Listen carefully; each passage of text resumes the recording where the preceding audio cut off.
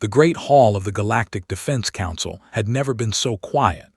Representatives from 12 different species sat in their designated seats, arranged in a massive circle beneath a dome of living crystal. The crystal usually glowed with soft blue light, reflecting the calm and order of galactic civilization. Today, it pulsed with angry red, matching the fear that filled every heart in the room. Elder Counselor Thyrus of the Methani stood at the central platform. Her pale blue skin had turned almost white with stress. She was old, even by Methani standards, and had lived through 3 major wars, but she had never seen anything like what was coming.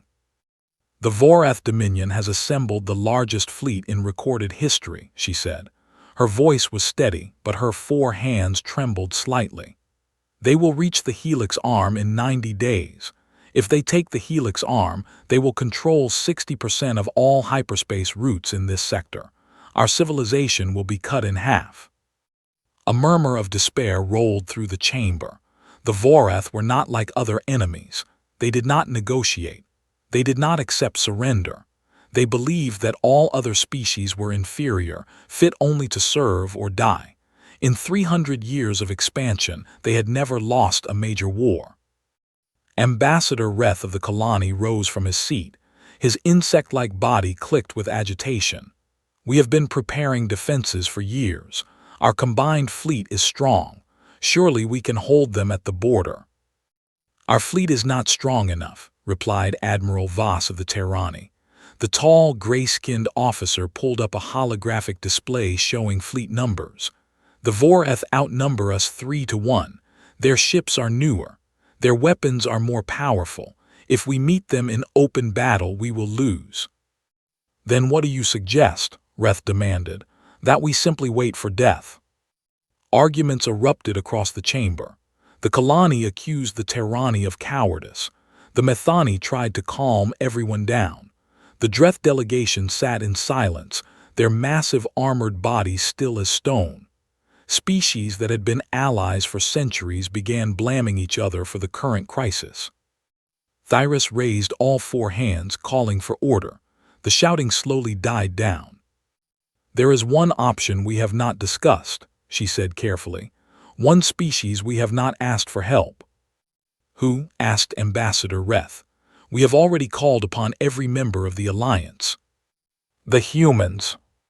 The silence that followed was different from before. It was not the silence of fear. It was the silence of confusion. The humans. Reth's compound eyes blinked rapidly. They joined galactic society only 40 years ago. They are children compared to us. What could they possibly offer? They are primitive, agreed Voss. Their technology is barely adequate. Their lifespans are short. They have no experience in interstellar warfare. They are also aggressive, unpredictable, and dangerous, added another representative. We have all heard the reports. They fight among themselves constantly. They cannot even maintain peace on their own homeworld. Thyrus nodded slowly. All of this is true, and yet I wonder if we are missing something. Has anyone here actually fought alongside humans? No one answered. The humans kept mostly to themselves. They traded with other species, they participated in scientific exchanges, but they rarely involved themselves in galactic politics. Most species considered them a curiosity, nothing more. The doors to the Great Hall suddenly opened. Every head turned to see who would dare interrupt a council session. A Dreth warrior walked into the chamber. He was enormous, even by Dreth standards, standing nearly 3 meters tall. His gray skin was covered in scars, and his yellow eyes held the weight of centuries. He wore no armor, no weapons, but every person in the room recognized him immediately. Commander Kael'veth, the living fortress, the last shield of Meridian, the most decorated soldier in the history of the Galactic Alliance. He had fought in 17 interstellar conflicts over 300 years. He had led armies, defended impossible positions, and killed more enemies than most species could count. When he spoke, even admirals listened. "Forgive my interruption," Kael'veth said. His voice was deep and rough, like stone grinding against stone. "I heard you were discussing the humans." Thyris inclined her head respectfully.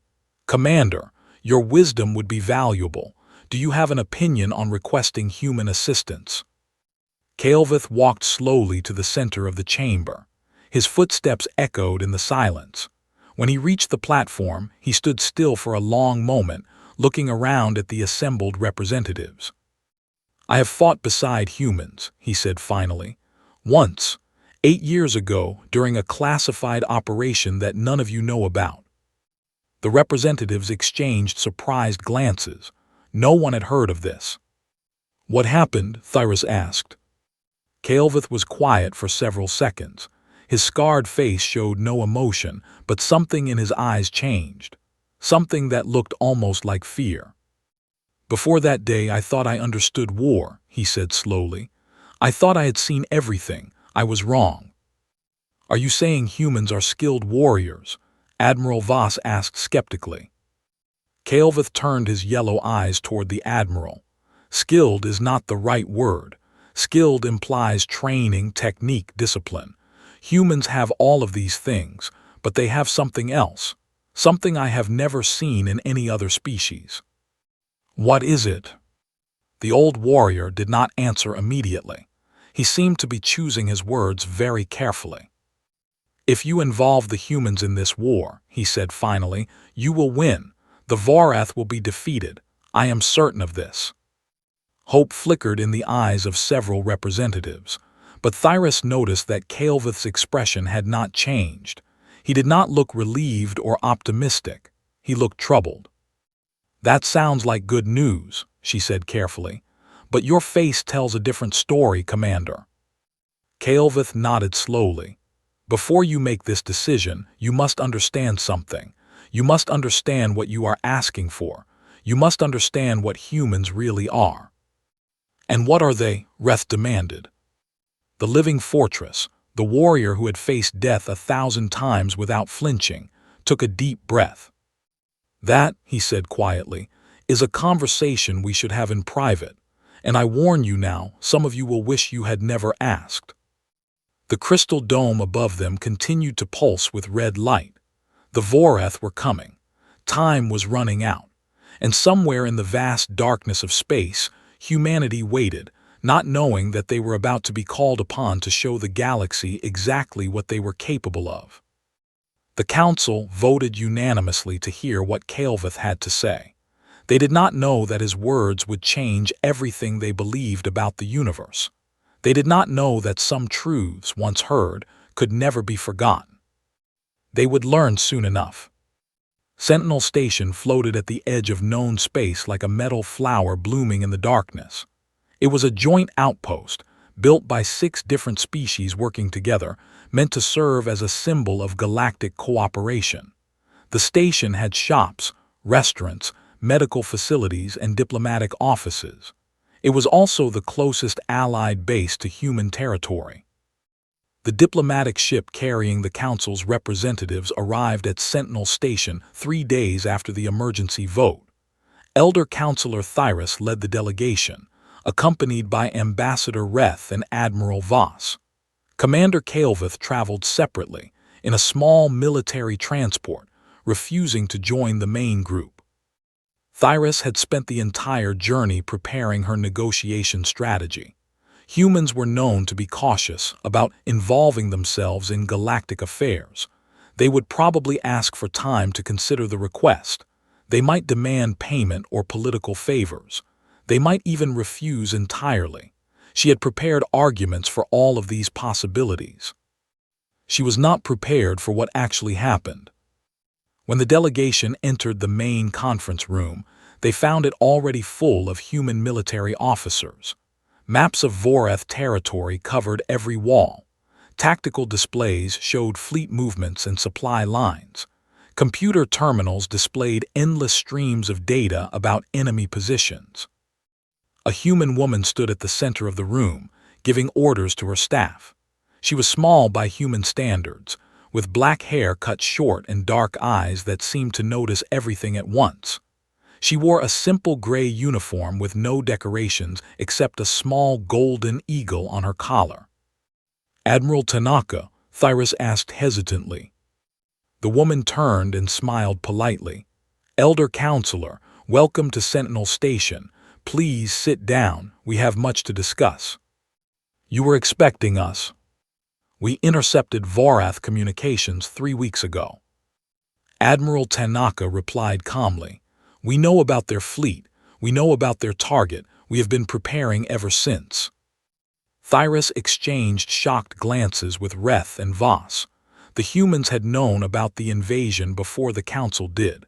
They had already begun mobilizing their forces. No one had asked them to do this. No one had even contacted them. "Why?" Reth asked, his compound eyes wide with surprise.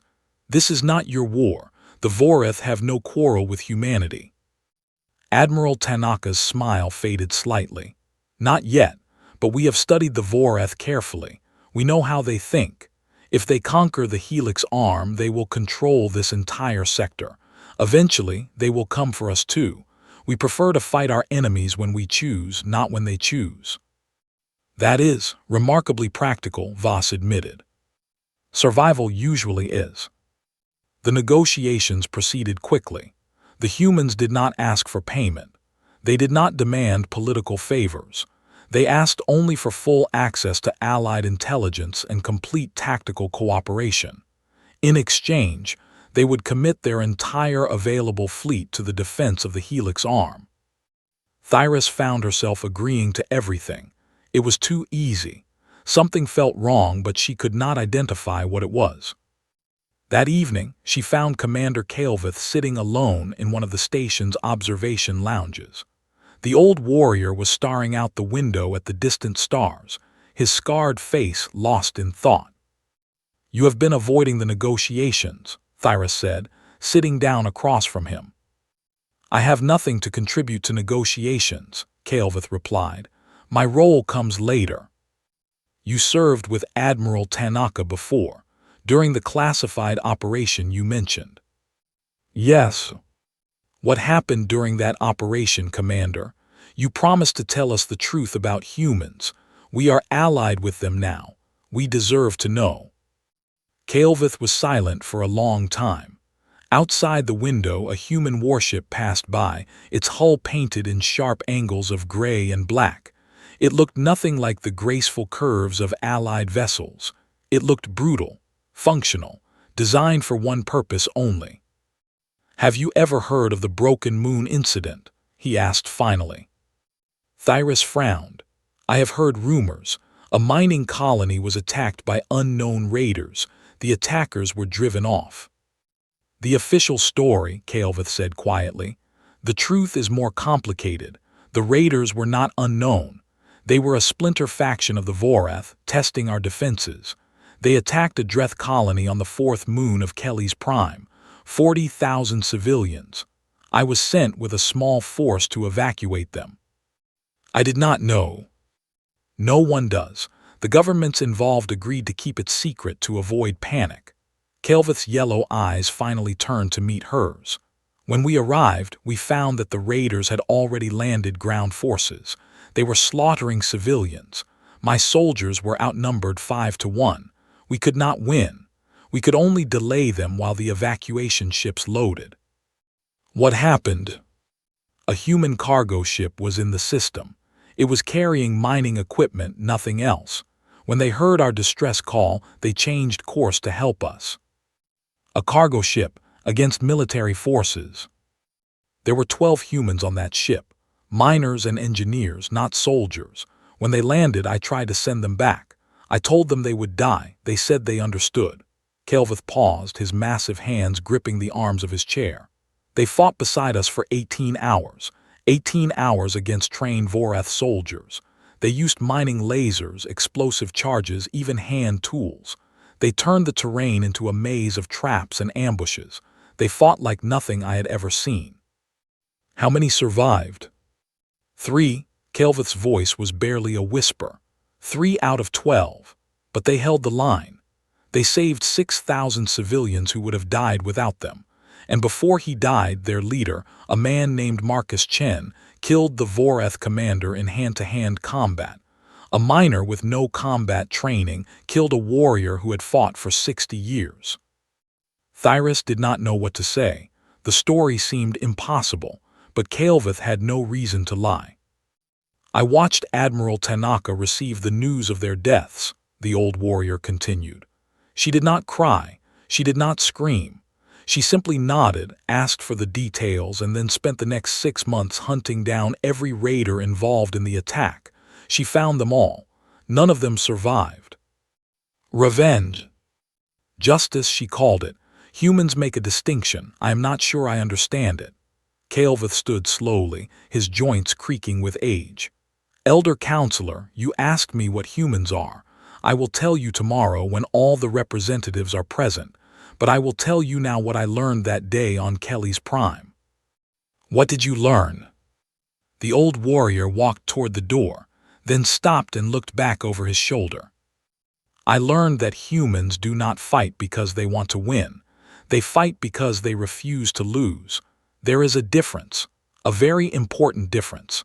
And when you understand that difference, you will understand why the Voreth have already lost this war. He walked out, leaving Thyrus alone with the stars. Outside the window, more human ships were arriving, their dark hulls sliding through the void like predators moving toward prey. Tomorrow she would hear the full truth. Tomorrow everything would change. She was not sure if she was ready. She suspected that she was not. The briefing room was packed with officers from every allied species. Thyrus had arranged for the meeting to be closed to all non-military personnel. What Kael'veth had to say was not meant for public ears. The old warrior stood at the front of the room, his massive frame casting a long shadow across the wall. Admiral Tanaka sat in the back corner, her face showing no expression.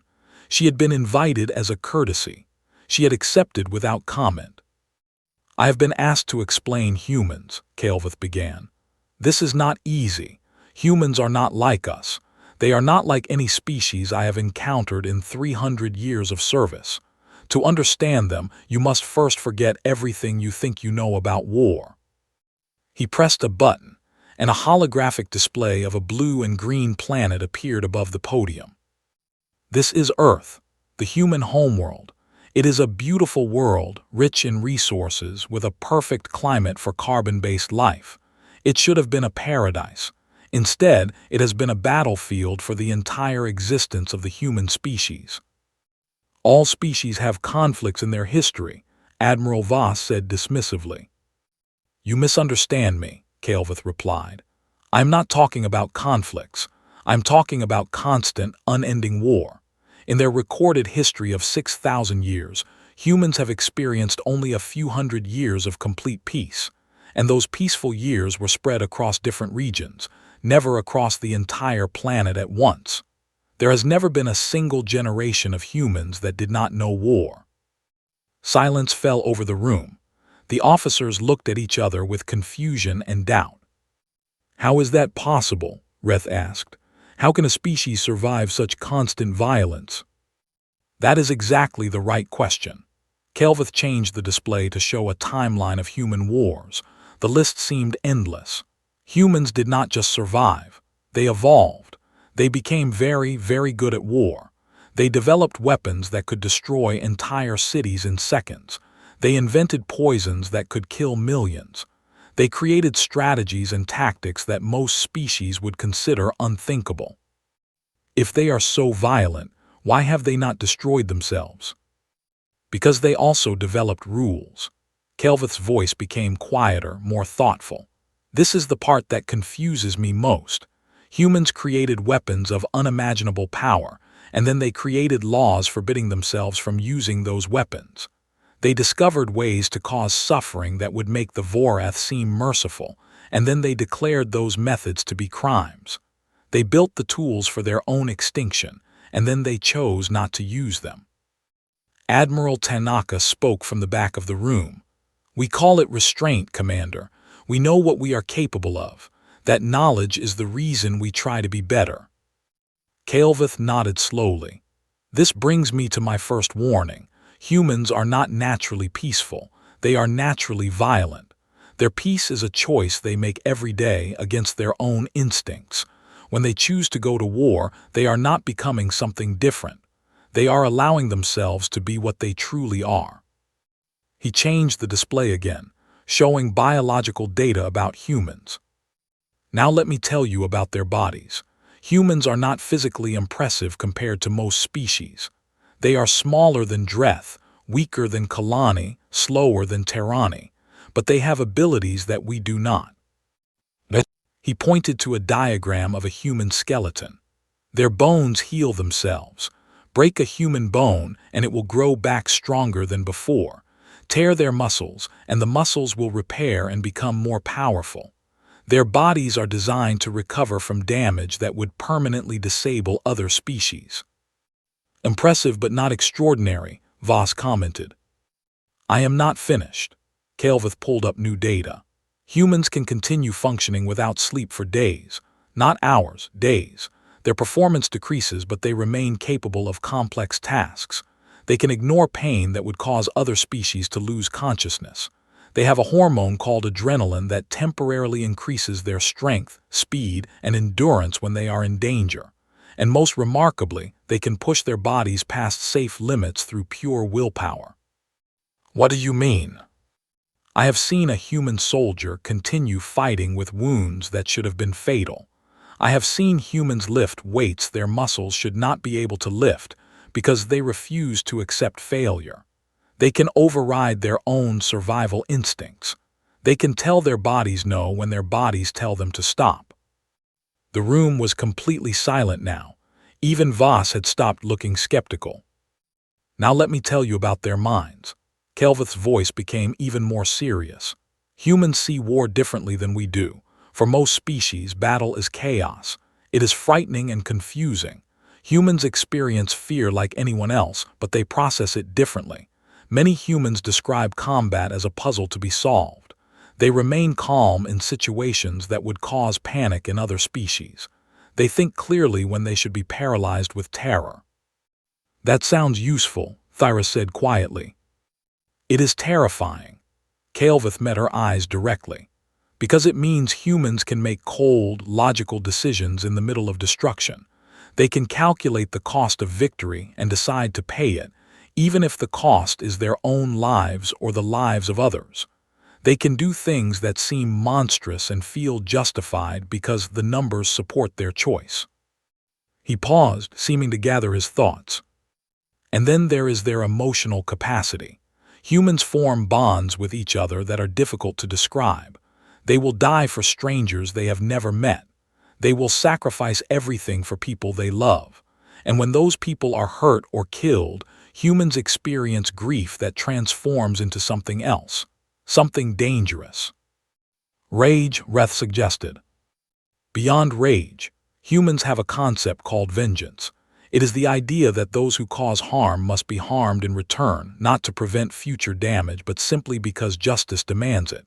When humans pursue vengeance, they become focused in a way that nothing can stop.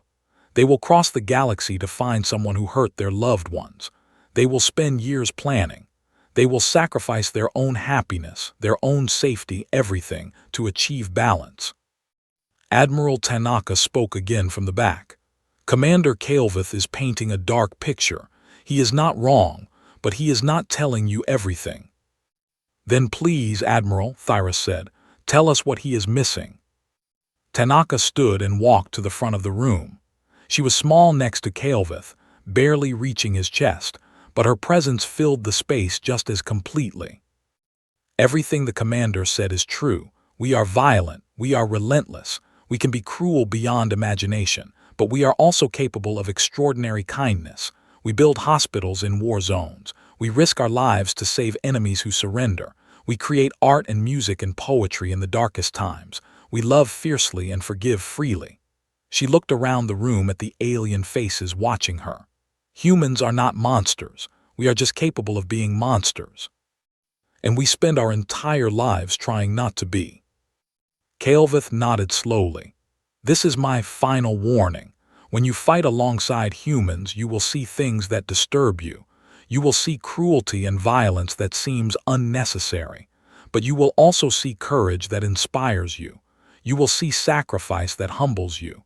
And at the end of the war, you will have to decide what you think of humanity. "What do you think of us, Commander?" Tanaka asked quietly. The old warrior was silent for a long moment. "I think," he said finally, "that the universe is fortunate that humans chose to be kind as often as they choose to be cruel. Because if they ever decided to stop choosing, nothing could stop them." The briefing ended in silence. No one knew what to say.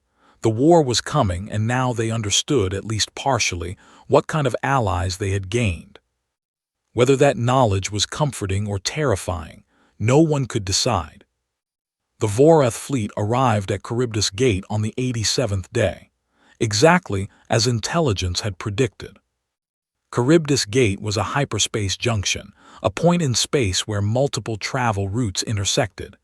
Whoever controlled the gate controlled movement through the entire sector. Lose it, and the helix arm would fall within weeks. Hold it, and the Vorath advance would stall. The Allied fleet waited in defensive formation. 300 ships from 12 species, arranged in layers around the gate. Behind them, the human fleet held position. 47 vessels, painted in their distinctive gray and black. Smaller than expected, but Admiral Tanaka had assured the Council that numbers were not everything. Commander Kael'veth stood on the bridge of the flagship Eternal Shield, watching the tactical display. The Vorath fleet outnumbered them nearly 3-1. 900 warships, arranged in the classic Vorath attack formation, a massive wedge designed to punch through enemy lines. "They are confident," Admiral Voss observed. "They expect this to be easy." "They have never lost a major battle," Kael'veth replied. "Confidence is natural." "They have never fought humans." The Vorath commander sent a final message before the battle began: "Surrender or die." The same message they always sent. The Allied response was silence. The first wave of Vorath ships accelerated toward the Allied line. Plasma cannons fired. Missiles launched. Space filled with light and death. The Allied fleet held position, absorbing the initial assault. Ships exploded, crews died, but the line did not break. For 3 hours the battle raged in traditional fashion. Both sides exchanged fire. Both sides lost ships. The Vorath pushed forward slowly, their numerical advantage beginning to tell. Then Admiral Tanaka gave the order. The human fleet moved forward, not in the careful formations used by other species, but in scattered groups that seemed almost random. Vorath commanders observed with confusion. What were the humans doing? Their formation made no tactical sense. The first human squadron reached the Vorath line, and everything changed. Human pilots flew their ships in ways that should have been impossible. They made turns that exceeded safe limits. They accelerated faster than their inertial dampeners could fully compensate. The G-forces they endured would have killed most species instantly. But humans were not most species. They grunted, they bled from their noses and ears, but they kept flying. A human destroyer named Relentless cut through a group of Vorath cruisers, firing continuously. Its captain had calculated that his ship could survive exactly 4 direct hits before critical failure. He took 7, using each impact to alter his trajectory, turning damage into maneuverability. When the destroyer finally exploded, it had destroyed 11 enemy vessels. Kael'veth watched in silence as human ships performed suicide runs, ramming larger Vorath vessels when their weapons failed. He watched as damaged ships continued fighting long after they should have been destroyed, their crews refusing to abandon their posts. He watched as the human fleet, outnumbered and outgunned, tore through the Vorath formation like a blade through cloth. But the space battle was only part of the engagement. Vorath ground forces had landed on a nearby station, attempting to capture its communication arrays. Human Marines were sent to stop them. The station's security feeds, were transmitted to all Allied command vessels. What they showed would haunt those who watched for years to come. Human Marines moved through the station's corridors with terrifying efficiency. They used every advantage the environment offered. They turned corners into kill zones. They used fallen bodies as cover. They fought in silence, communicating through hand signals alone, moving as a single organism. A Kalani officer on Kael'th's bridge turned away from the feed, unable to watch. "This is not warfare," he whispered. "This is hunting." The Voreth soldiers, hardened veterans of countless conquests, began to break. They had never faced an enemy that kept coming after being shot. They had never seen soldiers who smiled in the middle of combat, who seemed to enjoy the violence. They had never encountered a species that would crawl through its own blood to reach an enemy throat. One human Marine, a young woman named Corporal Sarah Walsh, was shot 6 times during the fighting. She killed 4 more enemies after receiving her wounds, then guided her squad to safety before allowing herself to be treated. When asked later how she had continued fighting, she said simply, "I had a job to do." In space, the turning point came when a Voreth missile barrage struck the human flagship, the carrier Unconquered. The ship's engines failed. Its weapons went offline. By every standard of galactic warfare, it was finished. Admiral Tanaka surveyed the damage from her command chair. The Voreth command carrier was 2 kilometers away, directing the enemy fleet. Without its coordination, the Voreth would fall into chaos. "Navigation," she said calmly. "Plot a collision course with the enemy command carrier. Maximum thrust from remaining maneuvering jets." Her bridge crew did not hesitate. They did not question. They simply obeyed. The communications officer opened a channel to the entire ship. "Attention all hands. Admiral is ordering a collision course with enemy command vessel. Any crew members who wish to evacuate have 5 minutes to reach escape pods. This is not an order. This is a choice." Not a single escape pod launched. Kael'th watched the Unconquered accelerate toward the Voreth command carrier. The Voreth tried to evade, but they were too slow, too surprised. No species voluntarily sacrificed a capital ship. It was unthinkable. Humans did not care what was thinkable. The collision was visible across the entire battlefield. The Unconquered struck the Voreth command carrier at full speed. Both ships vanished in a ball of fire that outshone the nearby sun. Admiral Tanaka and her crew of 3,000 died in an instant. The Voreth fleet, suddenly without leadership, fell into confusion. Allied ships pressed the advantage. Human squadrons, fighting with renewed fury after their admiral's sacrifice, cut through the enemy like lightning through darkness. 4 hours after the collision, the Voreth commander sent a message. Not surrender, not negotiation. Just one word: retreat. For the first time in 300 years, a Voreth fleet turned and ran. The Allied forces cheered.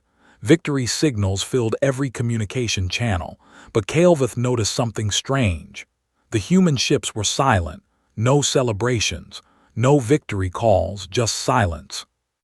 He later learned that human tradition forbade celebrating victory until all the dead were properly honored. 3,000 lives had been spent to win this battle.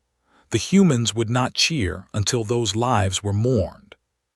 In the days that followed, Allied soldiers who had fought alongside humans began reporting strange symptoms: nightmares, difficulty sleeping, flashbacks to things they had witnessed.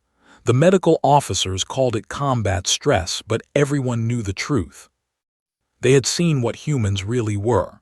They had seen the violence, the sacrifice, the terrible beauty of a species that had turned death into an art form. They had won the battle, but some of them wondered in the quiet hours of the night whether the cost had been too high. Not in ships, not in lives. In innocence. The war ended 6 months after the Battle of Charybdis Gate. The Voreth Dominion, shaken by their first major defeat in 3 centuries, made mistake after mistake. Their confidence had been broken. They no longer believed they were invincible, and an enemy that doubts itself is already halfway to defeat. The Allied forces, led by human tactical advisors, won 4 more major engagements. Each victory cost lives. Each victory demonstrated new aspects of human warfare that left Allied soldiers amazed and disturbed. By the end, the Voreth had lost 40% of their fleet and 3 of their most important colony worlds. They sued for peace on the 172nd day. The treaty was signed at Sentinel Station, in the same conference room where the alliance with humanity had begun.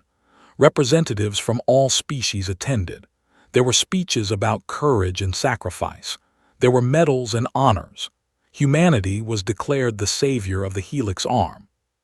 Commander Kael'veth watched the ceremony from the back of the room. He did not clap. He did not smile. His yellow eyes moved constantly, observing the humans scattered throughout the crowd. They looked different now, not physically. Their bodies were the same, but something in their eyes had changed.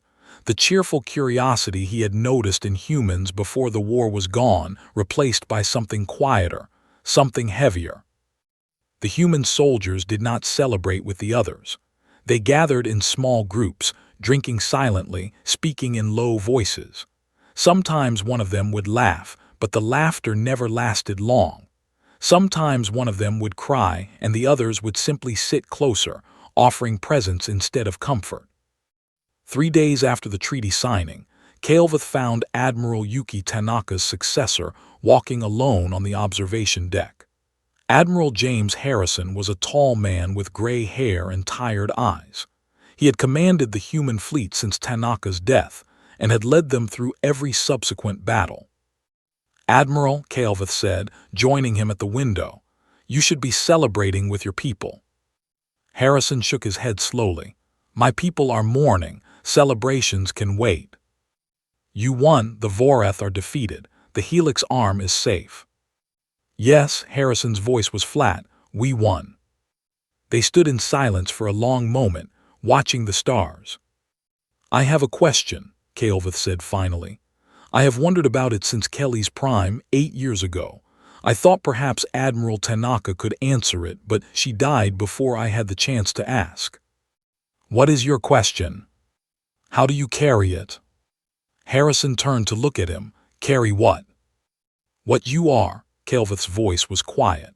"I have lived 300 years. I have fought more battles than I can count, but I have never experienced war the way humans experience it. I have never enjoyed it. I have never felt the things I see in human eyes when they fight. How do you live with that capacity inside you? How do you go home and hold your children, knowing what you are capable of?" Harrison was silent for a long time. When he spoke, his voice was heavy with exhaustion. "We do not forget," he said slowly. "That is the answer. We do not pretend we are something we are not. Every human soldier knows exactly what lives inside them. The violence, the rage, the terrible joy of destruction. We feel it, we acknowledge it, and then we choose what to do with it." Choose. Being capable of monstrous acts does not make you a monster. It makes you dangerous. The difference between a monster and a protector is choice. We choose to use our darkness to protect those who cannot protect themselves. We choose to point our violence at those who threaten the innocent. And when the fighting is done, we choose to put that darkness away. Can it truly be put away? Harrison smiled sadly. No, it never goes away. It sits inside us waiting. Some of us hear it whispering every day. Some of us dream about it every night. The darkness is always there. Being human means learning to live with it, learning to use it without letting it consume you. He turned back to the window. That is why we mourn so deeply. Every battle, we see ourselves becoming what we fear. Every kill, we feel the darkness grow a little stronger. When we mourn our dead, we are also mourning the parts of ourselves we lost along the way. Kael'veth considered this for a long moment. Admiral Tanaka said something similar once. She said humans know they could become monsters, and they build their entire civilization around the effort to remain human despite that knowledge. She was the best of us, Harrison said quietly. She understood something that takes most humans a lifetime to learn. The greatest human achievement is not our capacity for war. It is our capacity to stop, to put down our weapons, to look at an enemy and see a person instead of a target, to rebuild instead of destroy, to forgive. Even yourselves. Especially ourselves. Harrison's eyes were distant now, lost in memories. That is the hardest part, forgiving yourself for what you became in order to survive, forgiving yourself for the things you did. Some of us never manage it. Some of us carry the guilt forever, but we try. Every day we try. A notification chimed on Harrison's communicator. He glanced at it and sighed. The fleet is ready to depart. We are returning to human space. Will you come back? If you need us. Harrison offered his hand in the human gesture of farewell. I hope you never do, not because we would refuse, but because no one should have to see what we become when we fight. No one should have to live with those memories. Calvith took his hand. Human hands were soft compared to Dreth scales, but the grip was firm. Commander, I must ask you one final question. Yes. Are humans dangerous to the galaxy? Harrison met his eyes steadily. Yes, we are. We will always be dangerous, but there is something more important than whether we are dangerous. What? Whether we believe the galaxy is worth protecting.